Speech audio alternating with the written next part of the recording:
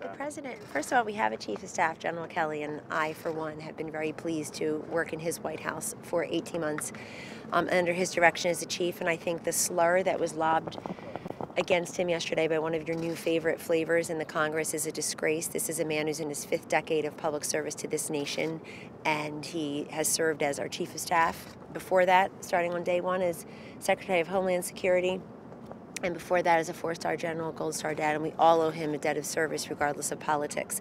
So I think the next chief of staff, it obviously would be somebody who focuses on the chief part and the of-staff part, as General Kelly has. And it's somebody who will have the trust and confidence of the president, who understands the principle, also can interface with the cabinet, and who can manage a very large and ever-changing staff here. So, but I think there are, and the president is absolutely correct when he says there are people vying for it, there are people under consideration, and it's a personal decision for the president. And we know that, and whoever it is, I will support him. Are there any women on the list? There are always women on every Trump list. I know that President Obama didn't have a female press secretary or a female chief of staff, but so this president's already broken that negative trend. In any event, obviously the president surrounds himself with women in powerful positions, and why else would he be here? I think between Mercedes and Sarah and Ivanka and I, we have 15 kids ages 3 to 15.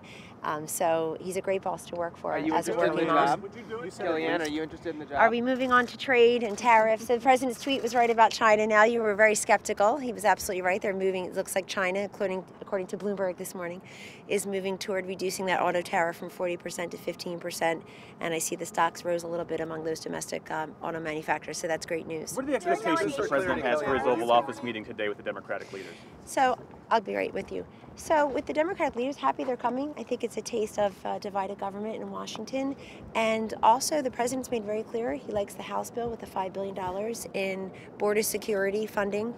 The president's first and foremost duty to this nation is to keep us all safe and secure, and that includes border security and national security. I think you've seen through recent events, the migrant caravan, and also you've just seen that we have to protect the borders. And under the president's leadership, the apprehensions of gang members is up. The seizure of fentanyl and other deadly drugs pouring over the southern border is up. So his policies are working.